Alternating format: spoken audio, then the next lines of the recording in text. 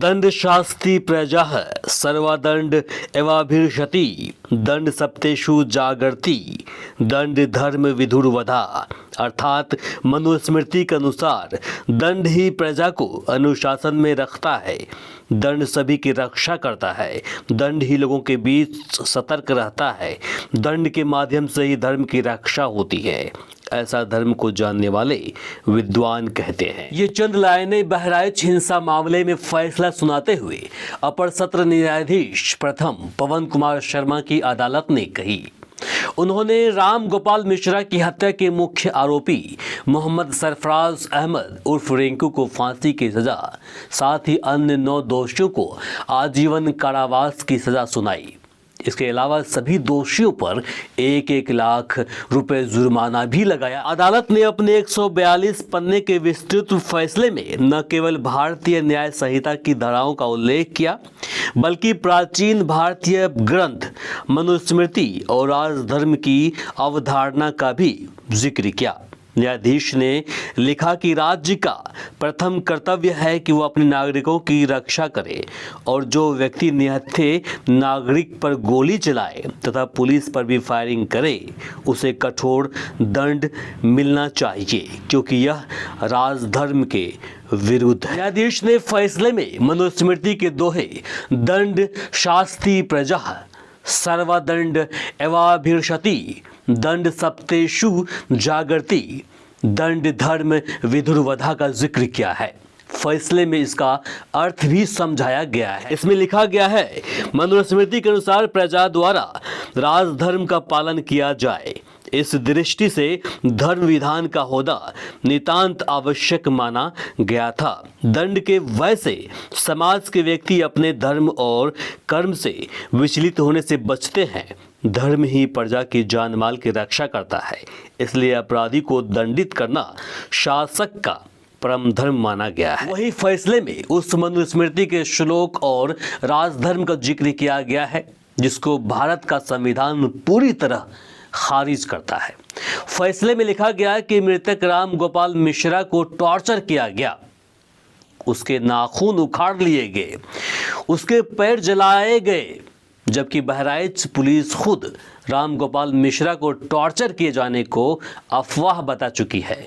Postmortem report में भी राम गोपाल मिश्रा की मौत की वजह गोली लगना ही बताया गया। फैसले में मनुस्मृति का जिक्र आते ही देश 2 धाराओं में बढ़ता हुआ दिख रहा है, जहां संविधान के रचयिता बाबा साहब भीमराव अंबेडकर के उस कदम को याद कर रहे हैं जहां उन्होंने 1949 में अपने अंतिम भाषण में कहा था, हम संविधान में ऐसी कोई व्यवस्था नहीं चाहते जो मनुस्मृति जैसी हो।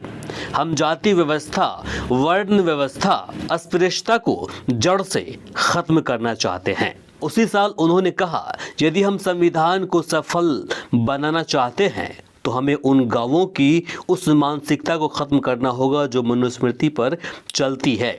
डॉक्टर अंबेडकर ने तो 25 दिसंबर 1927 को मनुस्मृति की प्रतियां सार्वजनिक रूप से जलवाई थी और बाद में कहा था कि मनुस्मृति को जलाना मेरे जीवन का सबसे बड़ा कार्य था। यानी भारतीय संविधान में मनुस्मृति को किसी भी रूप में मान्यता नहीं दी गई। बहरहाल मुख्य आरोपी सरफराज की फांसी की सजा को उच्च न्यायालय में चुनौती दी जा सकती है, लेकिन निचली अदालत का यह फैसला पूरे देश में चर्चा का विषय बन गया है।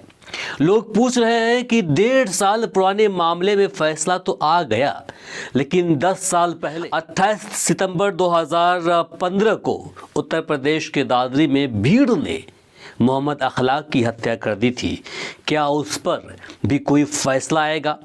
31 जुलाई 2023 को आरपीएफ जवान चेतन सिंह ने अपने सीनियर अधिकारी समेत 3 मुसलमानों को गोलियों से भून दिया था। क्या उसको इंसाफ मिलेगा?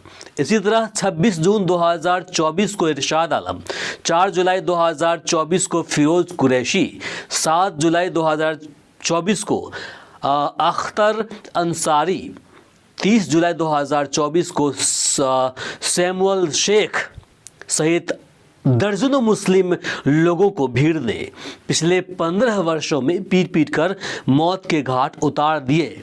क्या सबों को इंसाफ मिलेगा?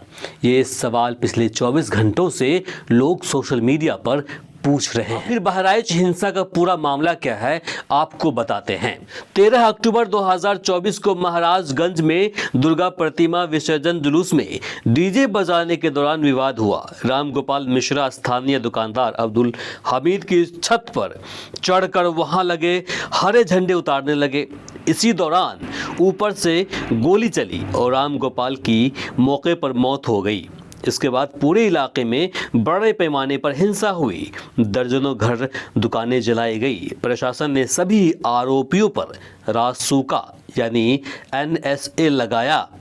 स्थिति को काबू करने में करीब 1 सप्ताह लगा। बाकी इस फैसले को लेकर आप क्या सोचते हैं, कमेंट बॉक्स में लिखकर जरूर बताएं।